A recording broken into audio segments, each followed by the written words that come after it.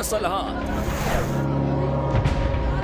Habang nasusunog ang bahay na yan sa Cebu City, ilang tao ang natrap sa bubong. Nailigtas kaya sila? Ang buong detalye, abangan maya-maya lang. Magandang hapon, Pilipinas. Kasama ang buong puwersa ng News 5. Ito ang Frontline Pilipinas Weekend. Mga biyahero pabalik ng Metro Manila matapos ang holiday break, dagsaan na. Sitwasyon sa mga terminal ng bus, paliparan at pantalan, alamin. Tinaguri ang monster ship ng China Coast Guard na mataan sa dagat na sakop ng Zambales. 6 sugatan sa salpukan ng minivan at motorsiklo sa South Cotabato. Rider patay. Mga tambak ng basura mula pa nung holiday season sa Maynila, perwisyo sa mga residente. Bus na laglag sa bangin sa Colombia, 13 patay. At alamin ang mga nominado sa 2025 Golden Globe Awards.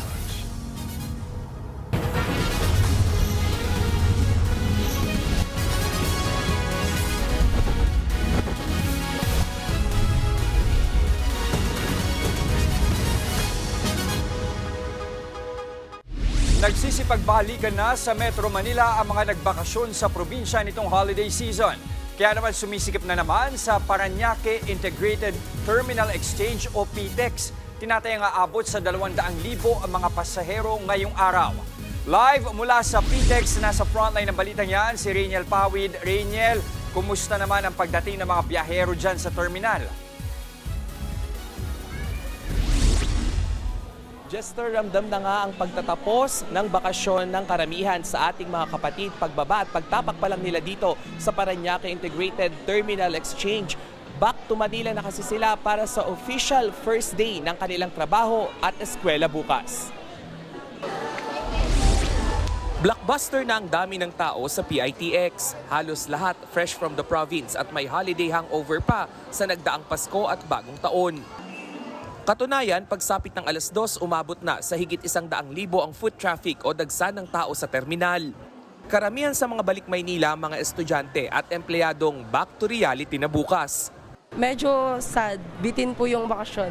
Di pa po ako na-excite. Ang dami pong activities po, tatanda din agad ng activities. Stress. Kasi Monday na naman yun yung pinakaayaw kong araw Gusto ko yung mahabang bakasyon Kung medyo slow start ng 2025 para sa ilan nating kapatid, grind pa more naman ang target ng ilan na nabutas ang bulsa nitong holiday. Masaya na kasi babalik na sa trabaho. Magkakapera na rin. Alipin ang salapi. Para matiyak ang seguridad sa PITX sa gitna ng pagdating ng mga pasahero, tuloy pa rin ang pagbabantay ng mga pulis na nakapwesto na sa terminal mula pa noong Kapaskuhan. Wala ring tigil sa pag-ikot ang mga K9 dogs para ma-inspeksyon ang mga selyadong bagahe. Ayon naman sa pamunuan ng PITX, sapat na ang mga bus at on time ang mga biyahe ng mga ito. Yan ay lalo't mas kaunti na ang mga bumabiyahe pabalik ng Bicol, Visayas at maging North at Central Luzon. Jester, inaasahan nga na magpipik o dodoble pa yung bilang ng ating mga kapatid dito sa buong terminal mamayang gabi. At yung ilan kasi sa kanila, sinagad na yung bakasyon at kumuha na o nagkaroon ng pre-booking mamayang midnight at hanggang bukas ng early trip. Jester. Rainiel, ibig bang sabihin simula bukas o sa mga susunod na araw, ibabalik na sa normal yung bilang ng mga pasahero dyan sa PTEX? Jester, pagdating doon sa normal na bilang ng mga pasahero dito sa PTEX, inaasahan na mangyayari pa yan bukas around afternoon hanggang gabi dahil yung buong umaga hanggang tanghali ay inaasahan pa yung dagsa pa rin ng ilan sa ating mga kapatid na talaga namang sinulit yung kanilang extended holiday sa kanilang probinsya. Jester. Maraming salamat, Rainiel Pawid, live mula sa PTEX. Nagsisidatingan na rin ang mga pasahero sa NAIA ngayong linggo. Pahirapan naman ang paghahanap ng masasakyan pauwi para sa ilan. At live mula sa Terminal 3 ng NAIA, nasa frontline ng balitang yan, si Brian Basa. Brian, kamusta na ang sitwasyon dyan sa NAIA Terminal 3? Andre, kaya pang makagalaw-galaw rito sa NAIA Terminal 3 kahit na inaasahang sisikip dito habang lumalalim ang gabi. Inaasahan kasing sabay-sabay na magbabalikan ng mga pasaherong nanggaling sa mahabang bakasyon itong holiday season. May ilan namang pasaherong naniguro at nauna nang makalapag dito. Namiss ng biyaherong si Daniel ang maaraw na panahon sa Maynila. Inulan daw kasi silang mag-anak sa Tuguegarao City sa Cagayan. Hayahay raw ang biyahe nila pabalik, dire-diretso mula eroplano hanggang terminal. Maraming tao, kaya lang hindi walang sagabal. O yung traffic lang ang problema. Ang mag-asawang Andrew at Abigail naman, all smiles pagkagaling ng Cebu. Sulit kasi ang pagpaplano ng kanilang biyahe. Itinaon nilang pasado tanghali ang flight para iwas siksikan. So naisip namin pabalik na sa Manila yung mga tao. So we opted yung earlier flight. So we're actually quite worried about the traffic coming back. But yeah, we'll see how we go. Mapa departure o arrival area, kaliwat kanan ang mga biyaherong nagsisiuwi pagkatapos ng mahabang bakasyon. Kahapon nga lang, halos 160,000 ang mga pasahero sa lahat ng terminal ng NAIA at inaasahang lalo pang darami ito ngayong araw. Nagkakasiksikan lang sa loob dahil sumasabay ang mga tao sa traffic sa Metro Manila. Naunang pinagsama-sama ng pamunuan ng NAIA ang mga e-taxi sa iisang sakayan para madaling makapag-book ang mga pasahero. Nakikipag-ugnayan na rin sa mga airline ang NAIA para sa pagpapalit ng kanilang terminal assignments. Linggong-linggo pero abala ang mga tao rito sa arrivals area na ating kinatatayuan. Kanya-kanya silang dala ng kanilang mga bagahe. Ngayon ang challenge, Andre, una, mahanap yung kanilang kaanak o kaibigang susundo sa kanila. Pangalawa, makahanap ng sasakyan o masasakyan pa uwi at dagdagan natin yan ng pangatlo na maging pasensyoso sila sa traffic habang palabas ng airport. Balik sa inyo. Brian, matanong ko lang, on schedule ba yung mga flights o may mga na-delay din na paparating dito at yung mga paalis din ng NAIA Terminal 3? Ayon sa mga nakausap natin, Andre, on schedule ang mga flight nila. Kaya tuwang-tuwa naman sila pagbalik dito sa NAIA Terminal 3 at agara namang nag-aabiso ang pamunuan ng NAIA kung merong mga canceled o delayed flights.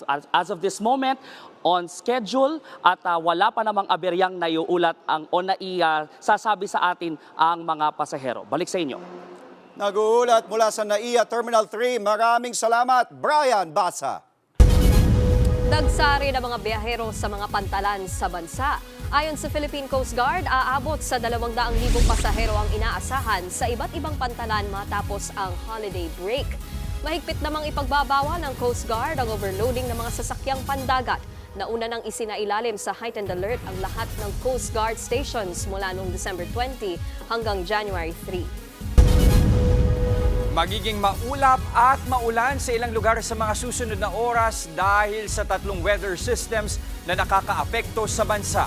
Northeast monsoon o hanging amihan ang magdadala ng maulap na kalangitan at ulan sa Cagayan Valley, Cordillera Administrative Region, Ilocos Region at Central Luzon. Maulap din na may kalat-kalat na ulan at isolated thunderstorms sa Camarines Norte, Camarines Sur, Marinduque, Oriental Mindoro, Quezon at Aurora. Dulot yan ng shear line o ang banggaan ng mainit at malamig na hangin. Ganyan din ang asahan sa Eastern Visayas, Caraga, Davao Region at natitirang bahagi ng Visayas at Mindanao. Dahil naman yan sa Intertropical Convergence Zone.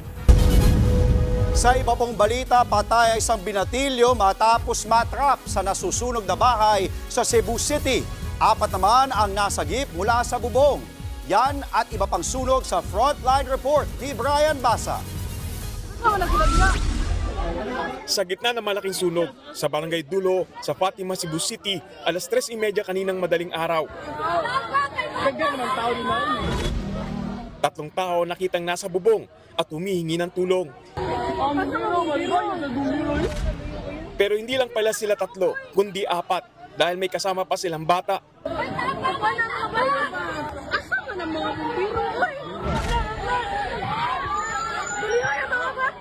Ilan sandali pa, dumating ang mga bumbero. Wala silang sinayang na oras at isa-isang sinagip ang mga biktima gamit ang hagdan. May nasagip ding aso. So daghan kayong salamat. Pero isang 13 anyos na lalaki ang nasawi matapos matrap sa loob na nasusunog na bahay ayon sa Bureau of Fire Protection. Umabot sa unang alarma ang sunog bago ito naapula. 25 bahay ang nadamay habang hindi pa bababa sa 30 pamilya ang nawalan ng tirahan. Aabot sa 900,000 pesos ang halaga ng pinsala. Hanggang ngayon, inaalam pa ang dahilan ng sunog. Sumiklab din ang sunog sa isang bahay na yan sa Barangay San Pedro, Puerto Princesa, Palawan, alas 6 kagabi. Mabilis na nakaresponde ang mga bumbero kaya naiwasang kumalat ang apoy. Problema sa elektrikal ang inihinalang mitsa ng sunog. Nasunog din ang isang pension house sa Puerto Princesa gabi noong Biyernes. Agad itong naapula pero kitang-kita ang pinsala nito sa isang kwarto. Wala naman nasaktan pero inaalam pa ang dahilan ng sunog. Nagbabalita mula sa frontline, Gary De Leon, News 5. Sa ibang balita, isang barko ng Chinese Coast Guard ang namataan sa karagatang sakop ng Zambales. Kagabi nang kumpirmahin ito ng Philippine Coast Guard. Ayon sa PCG spokesperson on West Philippine Sea, Commodore J. Tariela, natuklasan ang tinatawag na monster ship ng China gamit ang isang device. Dahil dito, agad daw nagpadala ng barko ang PCG. Tiniyak ng PCG na patuloy nilang babantayan ang naturang barko ng China para matiyak ang kaligtasan ng mga mangingisdang Pinoy sa ating exclusive economic zone. Wala pang pahayag ang China tungkol dito. They intend to legitimize it, and then secondly is to threaten ang ating mga mangingisdang Pilipino because of the presence of the Coast Guard and BFAR. We have already encouraged the Filipino fishermen to go out in Bajo de Masinloc para mangisda. Puspusan na ang paghahanda ng COMELEC para sa Bilang Pilipino 2025. Target ng komisyon na maisapinal ang listahan ng mga lokal na kandidato ngayong araw. Nasa frontline ng balitang yan, si Dave Abuel. Ipinasilip kaninang umaga ng Commission on Elections ang kanilang Memory Configuration Room at Election Management System Server Room sa warehouse nito sa Binyan, Laguna. Unhackable daw ito dahil walang anumang internet connection sa mga kwarto. Nasa loob nito ang mga computer at server na maglalaman ng higit 1,600 ballot face templates para sa 2025 national, local at Bangsamoro parliamentary elections. Magiging basehan ang mga ito sa pag-imprinta ng higit kumulang 70 million na balota na may halos 42,000 na mga pangalan ng kandidato. Ayon sa COMELEC, pinal na ang listahan ng mga kandidato sa pagkasenador at party list. Target naman na maisapinal ngayong araw ang listahan ng local candidates. Pagkatapos po ni Law Department within the day, tapusin lahat, na-check na babalik po nila dito yan sa ating ITD group. I-implement na lahat, yun na yung merong serial number. May distinct and specific serial number na po kada balota. Ang purpose po nun, printing na po kasi tayo bukas. Ngayong gabi, target ng komisyon na mai-upload sa website nito ang mga ballot face template. Mula warehouse, dadalhin ng hard drive para simulan ang printing ng mga balota sa National Printing Office bukas. Unang iimprenta ang mga balota para sa overseas at absentee voting. Kung may reklamo naman o hiling na pagbabago sa mga pangalan sa ballot face templates, they have to write to the Commission and Bank. Kaya lang po kasi pag nasimulan na po namin ang pag-iimprenta, wala na po tayong magagawa dyan. Kaya nga po, napakahaba nung period mula nung in-upload yung tentative list para po i-check na nila yung mga pangalan nila. On track daw ang COMELEC sa schedule ng printing ng nasa 1 milyong balota kada araw. Bawat botante, isang balota lang ang nakalaan na mas manipis at mas pinalinaw ang mga sulat kumpara sa mga nakaraang balota. Payo ng COMELEC sa mga botante kapag available na ang mga ballot face template sa website, aralin agad ang listahan para mas makapili ng mabuti ng ibobotong kandidato. Nagbabalita mula sa Frontline, Dave Abuel, News 5. Ilang araw bago ang traslasyon, dagsa na po ang mga deboto ng Poong Jesus Nazareno sa Minor Basilica and National Shrine of Jesus Nazareno sa Quiapo sa Maynila. Ang ilan sa kanila, mga Overseas Filipino Worker o OFW na nagpasko at bagong taon dito sa bansa. Dumaan muna sila sa simbahan bago raw bumalik sa ibang bansa. May mga first-timer o unang beses pa lang makikilahok sa pista. Nais daw nilang magpasalamat sa mga biyayang natanggap nila noong nakaraang taon. Samantala, patuloy ang mahigpit na seguridad ng Philippine National Police sa paligid ng simbahan para masiguro ang mapayapang pagtitipon. Paalala ng mga otoridad, huwag nang magdala ng mga matutulis na gamit at armas gaya ng kutsilyo at baril para iwas disgrasya at abala.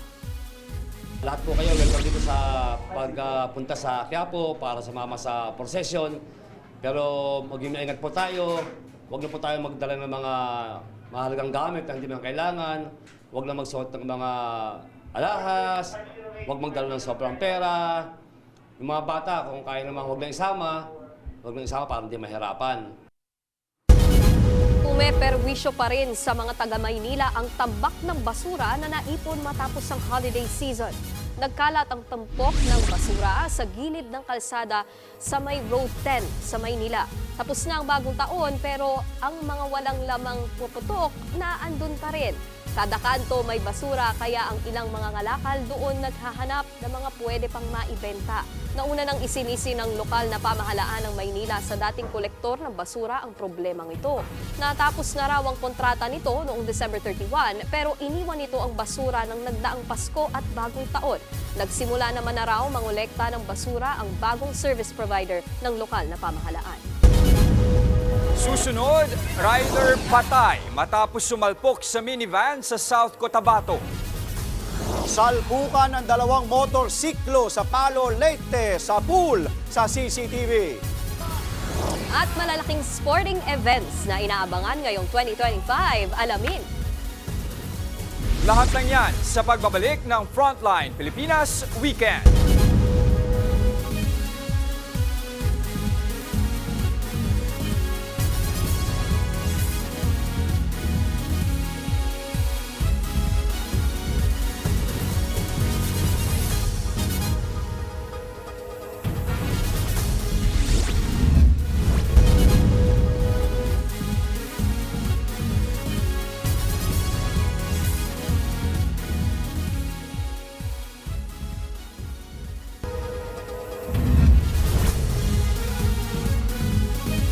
Patay ang isang rider matapos makabanggaan ang isang minivan sa South Cotabato.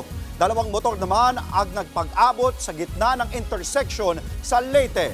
Nasa frontline ng balitang yan si Dave Abuel. Nakatagilid at umuusok pa ang minivan na yan ng abutan ng mga otoridad sa National Highway sa Sitio Valencia, bayan ng Banga sa South Cotabato kagabi. Sa di kalayuan ay ang basag-basag na bahagi ng isang motorsiklo na nakabanggaan ng van. Ayon sa mga pulis, papuntang General Santos City ang sasakyan nang biglang lumihis sa linya nito ang motorsiklo. Iniwas ng driver ang van kaya tumagilid ito, pero nahagip pa rin ang motorsiklo. Nagliyab ang motorsiklo at nadamay ang minivan. 6 na pasahero ng van ang nagtamo ng minor injuries, habang isa naman ang kritikal ang lagay at nakakonfine ngayon sa intensive care unit. Patay naman ang driver ng motor. Hawak na ng pulisya ang driver ng van na si Jose Mayoga. Sa pool naman sa CCTV ang banggaan ng dalawang motor sa intersection sa Palo, Leyte kahapon ng tanghali. Sugatan ng rider ng dalawang motorsiklo matapos tumilapon dahil sa banggaan. Nadamay rin ang isa pang motor na kasabayan nila sa daan. Nagkaaregluhan naman na ang lahat ng kampong dawit sa aksidente. Sa Palo, Leyte pa rin, patay ang isang 12 anyos na batang lalaki matapos malunod sa ilog kahapon. Isang grade 5 student daw na residente ng lugar ang biktima. Nagkaayaan daw ang biktima kasamang dalawang kaibigan na maligo sa Pili River. Pero matapos ang ilang minuto, inanod na raw ang biktima sa malalim na bahagi ng ilog. Agad namang nagsumbong ang dalawang kaibigan sa tiyuhin nila, kaya agad nagkasa ng search and rescue operation. Inabot ng ilang oras bago natagpuan ang katawan ng biktima. Dinala pa siya sa ospital pero idiniklara ring dead on arrival. Naibalik na sa kanyang pamilya ang bangkay ng biktima. Nagbabalita mula sa Frontline, Dave Abuel, News 5. Dalawang magkapatid na Pinay sa Honolulu, Hawaii ang napaulat na nasawi sa pagsabog dahil umano sa paputok nitong bagong taon. Base sa local report, bukod sa mga Pinay, isa pang individual ang namatay. Hindi bababa sa 20 ang sugatan. Nangyari umano ang sunod-sunod na pagsabog dahil sa paputok na kung tawagin ay cake.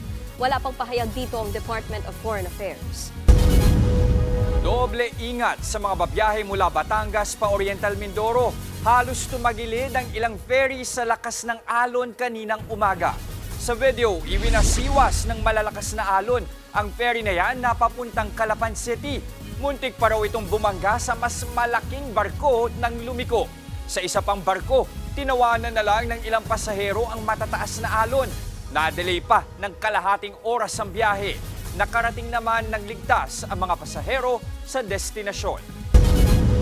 Samantala, patuloy sa pag-aalboroto ang Bulkang Canlaon sa Negros Island.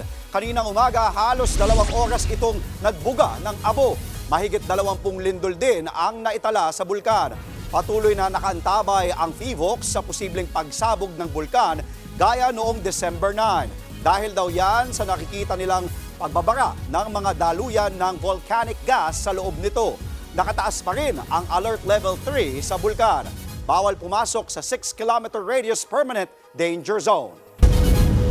Nanindigan ng Armed Forces of the Philippines o AFP sa kanilang katapatan sa bansa sa kabila ng pagbalasa ni Pangulong Bongbong Marcos sa National Security Council o NSC. Sa isang pahayag, sinabi ng militar na patuloy silang magkakaisa at tutupad sa kanilang tungkulin. Nananatili raw ang kanilang hukbo na tapat sa bansa, konstitusyon at sa sambayan ng Pilipino. Sinabi yan ng AFP kasunod ng pagtatanggal ni PBBM kay Vice President Sara Duterte at mga nakaraang Pangulo bilang miyembro ng NSC. Paliwanag ng Malacanang, hindi raw maituturing sa ngayon na pasok si VP Sara sa mga responsibilidad ng NSC members. Wala pang pahayag si VP ukol dito, pero ayon kay dating Presidential Legal Counsel Attorney Salvador Panelo, isa raw itong hakbang para pahinain ang anyay political star power ng Vice Presidente. Sa ibang balita, itinanggi ni dating SSS CEO Rolando Macasait na gagamitin ang contribution hike bilang pambawi sa ipinasok umanong pera ng SSS sa Maharlika Fund. Katunayan, wala naman daw kailangang bawiin dahil hindi naman naglagak ng pondo ang SSS sa Maharlika Fund. Paglilinaw ni Macasait, ang contribution hike ay alinsunod sa RA 11199 na ipinasa pa noong 2019. Sa ilalim ng naturang batas, nakatakdang magtaas ng premium ang SSS sa mga taong 2020, 2023 at 2025. Nanawagan na si Macasait sa Malacanang at SSS Board na isuspinde ang implementasyon ng anumang premium increase. Lalo na raw kung mismong mga SSS members ang umaalma rito. Susunod, palengke sa China na sunog, 8 ang patay. Bus nahulog sa bangin sa Colombia, 13 patay. At alamin ang mga nominado sa Golden Globe Awards 2025. Huwag po kayong bibitiw mga kapatid. Magbabalik ang Frontline Pilipinas Weekend.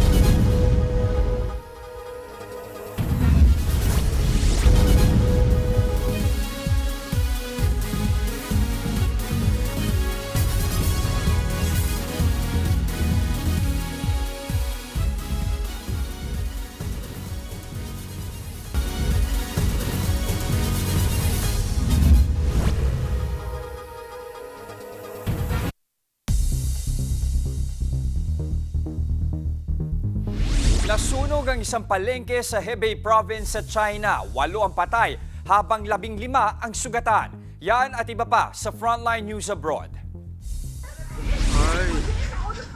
Nabalot ng naglalagablab na apoy at makapal na usok ang palengkeng ito sa Hebei Province sa China. Pasado alas 8 ng umaga kahapon nang sumiklab ang apoy. Tumagal ng halos 2 oras bago ito tuluyang naapula. 8 ang patay habang 15 ang sugatan. Patuloy ang investigasyon sa mitya ng apoy. Sa Colombia, disgrasya ang inabot ng higit 40 sakay ng isang bus matapos mahulog sa bangin. Base sa investigasyon, galing sa Cali City at patungo sanang Laslas Sanctuary ang bus na may sakay ng mga turista nang mangyari ang insidente. 13 ang nasawi, 29 naman ang sugatan. Iniimbestigahan na yan. Sa Massachusetts, sapul sa video ang pagtatalo ng isang lalaki at babae sa gitna ng kalsada. Sinuntok ng babae ang lalaki. Pero binuhat siya ng lalaki saka ibinalibag sa daan. Hindi agad nakatayo ang babae. Ang ugat niyan, away kalsada. Ayon sa pulis at mga nakakita, nabangga ng babae ang sasakyan ng lalaki. Pilit daw pinalabas ng lalaki ang babae mula sa sasakyan nito. At doon na sila nagtalo. Sa tulong ng concerned citizen, naisunod agad ang biktima sa ospital. Nabali ang kanyang tuhod at paa. Nagkasugat din siya sa mata at naapektuhan ang bungo. Arestado ang lalaki na nahaharap sa kaukulang reklamo. Nagbabalita mula sa Frontline, Raniel Pawid, News 5. Nagprotesta naman ang daan-daang South Koreans laban at pabor kay President Yoon Suk Yeol. Sigaw na mga kontra kay Yoon, bilisan ang pag-aresto sa kanya. Pero may ilan na magnanindigan pabor sa na-impeach na Pangulo. Kahapon, tinangkang arestuhin si Yoon pero nagkaroon ng standoff dahil humarang ang mga Presidential Guard at military. Ang arrest order ay kaugnay sa pagdedeklara niya ng martial law noong December 3. Pero binaliktad ng Parliament ang kanyang deklarasyon at na-impeach siya at iniutos na arestuhin. Mapapasuna bukas ang arrest warrant laban kay Yoon.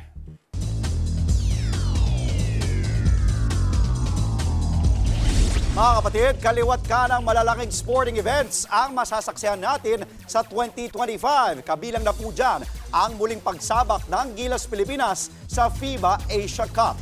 Nasa frontline ng balitang yan, si Ian Suyu. Sa pagsisimula ng 2025, panibagong aksyon at mga events na naman ang aabangan natin. Pagdating ng Pebrero, magbubukas na ulit ang bagong season ng UAAP Women's Volleyball Tournament.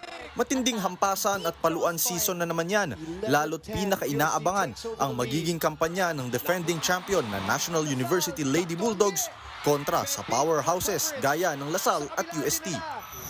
Sa susunod na buwan na rin muling magbabalik sa hardcourt ang Gilas Pilipinas para sa huling window ng FIBA Asia Qualifiers na gaganapin sa Saudi Arabia. Maaalalang nag-qualify na ang Gilas sa torneo na may 4-0 record. Sinamahan pa ito ng historic win nila kontra New Zealand noong nakaraang taon. Pagdating naman ng Hunyo, bibigyang parangal si boxing legend at icon Manny Pacquiao bilang pinakabagong miyembro ng International Boxing Hall of Fame. Si Pacquiao lang ang natatanging boksingero na nakapagkampiyon sa 8 magkakaibang dibisyon, bagay na hindi pa natatapatan hanggang sa ngayon. Sa second half naman ng taon, pinaka-inaabangan ng hosting ng bansa para sa FIVB Men's Volleyball World Championship. Dito, maglalaro ang Pilipinas kontra sa pinakamalalakas na volleyball teams ng mundo sa pangunguna ng defending champion na Italy at Decalibreng teams. Magbabalik bansa rin para sa torneo ang fan-favorite team na Japan, USA, Poland at Canada. Kasunod naman yan, ang historic hosting ng bansa sa kauna-unahang FIFA Women's Futsal World Cup na papatak sa Nobyembre. Automatic nang may slot ang Team Pilipinas dito, kung saan 16 na koponan ang maglalaban-laban para sa inaugural championship. At pagdating ng Disyembre, all out na ang Team Pilipinas para sa magiging kampanya ng national athletes sa Southeast Asian Games na gaganapin sa Thailand. Target ng Pilipinas na mahigitan ang 260 medal haul na nahakot nila sa huling edisyon ng SEA Games sa Cambodia noong 2023. Nagbabalita mula sa Frontline, Ian Suyu, News 5. Sa NBA naman, bukas na raw ang Miami Heat na i-trade ang 6-time NBA All-Star na si Jimmy Butler. Sa isang pahayag, sinuspinde ng koponan ng 7 laro si Butler dahil sa umano'y mga aksyon niyang nakakasama sa koponan. Ipinakita na rin daw ni Butler na ayaw niya nang maging bahagi ng Miami Heat.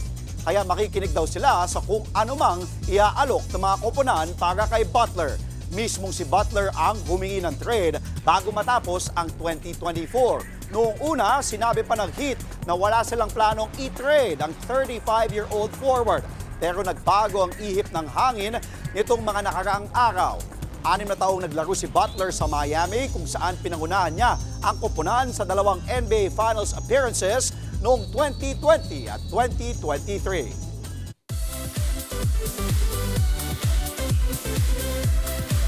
Inaresto ang isang lalaking inakusahang nagsupply ng droga sa British singer na si Liam Payne bago siya mamatay. Nahuli ng mga pulis sa Argentina ang suspect na si Brian Pace nitong Biyernes. Isa siya sa 2 nagbigay umano ng cocaine sa dating One Direction member, 3 iba pa ang inireklamo ng manslaughter. Oktubre nung nakaraang taon nang mahulog ang singer mula sa 3 palapag ng isang hotel sa Buenos Aires. Sa investigasyon, kumonsumo siya ng cocaine, alcohol at antidepressant. Tapos na ang putukan at ubos na ang medianoche pero tuloy pa rin ang dating ng mga naghahanap ng swerte sa Quiapo. Pero ano-ano nga ba ang mga patok na Lucky Charms this 2025? Nasa frontline ng balitang yan si Laila Pangilinan. Ngayong sariwa pa ang taon, dinarayo ang Quiapo para sa mga Lucky Charms na itinitinda ng mga talay-talay na stall sa gilid ng simbahan ng Jesus Nazareno. Gaya ng tindahan ni Jocelyn na may iba't ibang charms na tampok ang Color of the Year na Mocha Mousse at simbolo ng ahas para sa Year of the Snake. Pero pinakamabenta raw sa kanyang stall ang mga Lucky Pouch. Sa mga Chinese tradition nila ang pula, dahil ang pula ay swerte. Ayon sa mga Chinese, ang mga pula ay nagdadala ng swerte. At syempre, marami pa rin daw ang di makatiis sa tawag at pagkaway ng pampaswerteng pusa o yung Japanese Lucky Charm na Maneki Neko. At hindi lang daw ang mga Pinoy ang napapalapit nito para bumili. Yung mga pusa, kahit sa iba-ibang bansa, ay swerte siya dahil kumakaway ng swerte. Kaya ang mga foreigner, kapag nagbakasyon sila dito sa Pilipinas, talagang bumibili sila ng pusa dahil good luck sila. Ang mga mamimili naman, kanya-kanyang choice sa klase ng swerte para sa bagong taon. Gaya na lang ni Clara na ang manifestation for this year ay makaluwag-luwag palalo. Pang dagdag pampaswerte. Kung ano daw po yung lucky color na binabalita, yun din po yung binibili namin. Nadagdag pampaswerte din daw po sa income, sa buhay sa araw-araw. Si Elena naman, partikular na evil eye bracelet ang binili. Pantaboy daw ito ng malas at mga taong may masamang balak.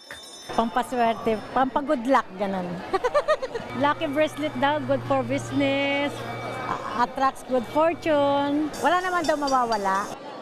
At syempre, di mawawala ang mga lamesa para sa mga gustong magpahula ng posibleng teaser sa naghihintay sa kanila ngayong taon. Pero gentle reminder mga kapatid, hindi dapat natin isaalang-alang ang ating kapalaran sa swerte lang. Kung gusto mo talagang maklaim ang 2025, wala pa ring tatalo sa sipag at tiyaga.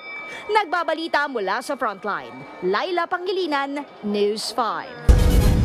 Susunod, pag-level up sa mga patapong bagay na uuso raw sa mga Gen Z. At mga nominado sa Golden Globes 2025, inanunsyo na. Tuloy-tuloy ang balitaan sa Frontline Pilipinas Weekend.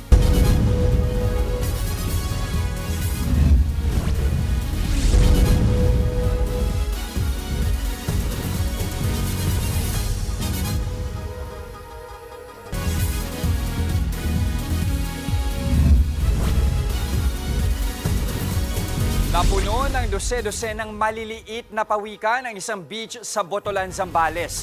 Yan ay matapos alagaan at muling pakawalan ng resort ang endangered sea turtle hatchlings para makabalik na sa dagat. Nasa frontline na balitang yan, si Laila Pangilinan. Di alintana sa munting pawikan na yan ang lakas ng alon. At dire-diretsong lumangoy tungo sa dagat. Isa lang siya sa 160 hatchlings at latest batch na pinakawala ng Rama Beach Resort sa karagatan sa Botolan, Zambales kaninang umaga. Ganitong panahon daw talaga dumarayo ang endangered sea turtles o pawikan para mangitlog sa pampang. Mula noong huling mga buwan ng 2024, nasa 7,000 itlog daw ang naipon sa beach. At bilang tulong sa pag-preserve ng marine life sa probinsya, iniipon at binabantayan ng Rama Beach Resort ang mga naturang itlog hanggang sa lumabas ang hatchlings at handa na silang bumalik sa dagat. Isa sa kada 3 itlog na naipon nila, nag-hatch na. At 700 sa mga yan, napalaya na nitong nakaraang linggo lang. Karaniwang umaabot daw hanggang Marso ang pangingitlog at pagpapalaya sa mga pawikan. Patuloy lang ang trabaho ng Pawikan Eggs and Hatchery ng Rama Beach Resort sa pagbabantay sa mga species na ito. Habang patuloy rin ang dating ng mga turistang gustong mapanood ang pambihirang pagbabalik dagat ng munting mga pawikan. Nagbabalita mula sa Frontline, Laila Pangilinan, News 5.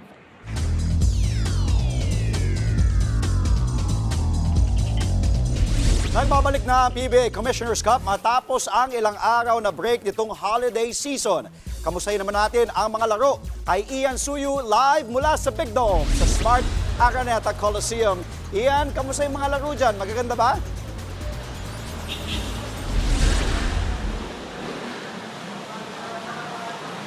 Andre, alam mo, nagpalit lang ng taon pero same intensity ang inihanda ng PBA sa pagbabalik ng Commissioner's Cup dito sa Big Dome.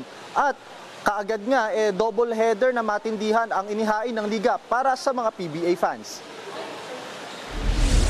Sa ngayon nga ay ongoing ang second quarter sa pagitan ng Meralco Bolts at guest team na Eastern Hong Kong, kung saan lamang ang Meralco sa score na 39-36. Ang Eastern, isa sa mga mainit na teams ngayon, nakasalukuyang nasa third seed with a 6-2 win-loss record.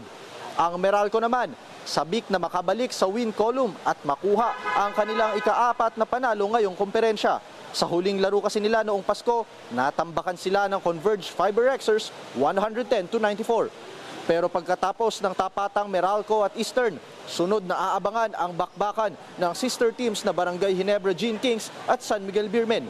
Isa sa mga ikine-excite ngayon ng mga fans ng Gene Kings ay kung paglalaruin na ba ang winger na si Jamie Malonzo na halos 9 na buwan ring nagpapagaling mula sa kanyang calf injury. Noong Biyernes ay isinama na sa active roster ng barangay si Malonzo. Malaki ang magiging ambag ni Malonzo sa koponan, lalo't susubukan ng Ginebra na mapanatili ang kanilang momentum mula sa buzzer beater ni Scotty Thompson na siyang nagpanalo sa kanila kontra sa Magnolia Hotshots noong Pasko. Kung ano naman ang ganda ng tinatakbo ng Ginebra ay siya namang tumal ngayon ng SMB. Nasa lower half pa rin sila ng standings sa likod ng 3-3 record. Tinapos nila ang taon on a bad note nang matalo sila sa Eastern, kaya't nais nilang magpabuena mano ng panalo ngayong taon. Andre, ayon nga kay Coach Tim Cone ng Barangay Ginebra, game time decision daw kung paglalaruin na ba ngayon si Jamie Malonzo. Kaya isa yan sa pinaka-inaabangan ng mga fans natin. Samantala, halftime break muna tayo at maya-maya lamang titignan natin kung maipagpapatuloy na ba ng Meralco ang kanilang momentum o makakasilat pa ang Eastern para makuha ang panalo. At yan ang latest mula dito sa Big Dome. Andre? Abangan namin mga updates mo, lalo mong pina-excite yung mga Ginebra fans kung magbabalik nga ba si Jamie Malonzo mamaya kalaban ang San Miguel. Nag-uulat mula sa Big Dome sa Smart Araneta Coliseum. Maraming salamat, Ian Suyu.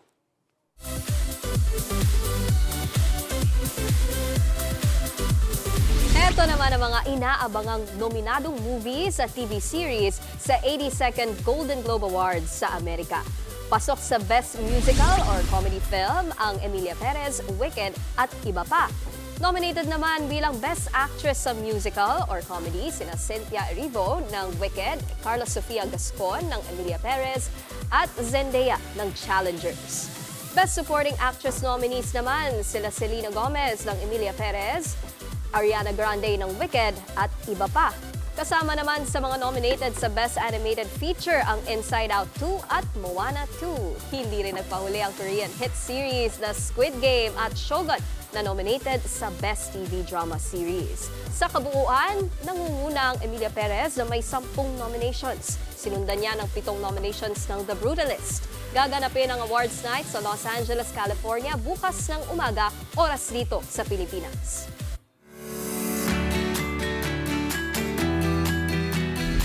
Okay na, so usaping New Year pa rin tayo ha. Pero Nikki, Andre, matanong ko kayo, meron ba kayong resolution Mauna ka na. for 2020? Mauna ka na. Sigado ka? Mauna. Ako, dahil nga naging busy, diba, alam mo yung schedule, umaga, gabi, 7 days, di na ako makatakbo. Sabi ko, gusto ko tumakbo, diba, ng Tokyo Marathon. Yes. So, di pa ako nakaka-marathon. Lapit na. Malapit na. Pero hindi ko alam, dahil nga ang hirap, hindi ganun kadali. Kailangan mo at least 6 na buwan Magandang na pacing pagte-training. Yes. Ikaw? Gusto ko nang mag-drive. Ayan. Dapat talaga. Oo, darating ka dyan, darating ka dyan. Ikaw, Jess? Wala talaga akong resolution Pero meron akong sinimula na sana matuloy ko throughout the year, journaling. Yun, nabanggit mo nga yan.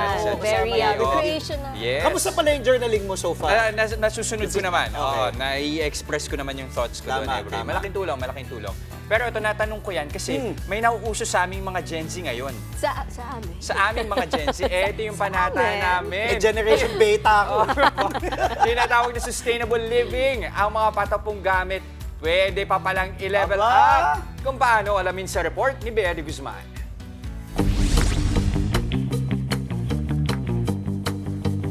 Iba't ibang estilo at disenyo, mga damit na gawa lang naman sa basura.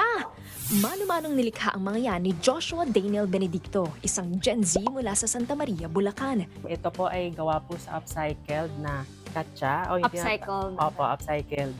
O yung tinatawag po nila na flour sack. Teka, ano nga ba ang upcycling?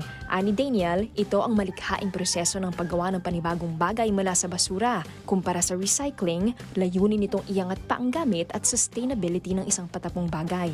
Base sa isang pag-aaral, pinapahalagahan na ng maraming Pinoy ngayon ang sustainable living. Pero pagdating sa nakababatang henerasyon, ito extremely important.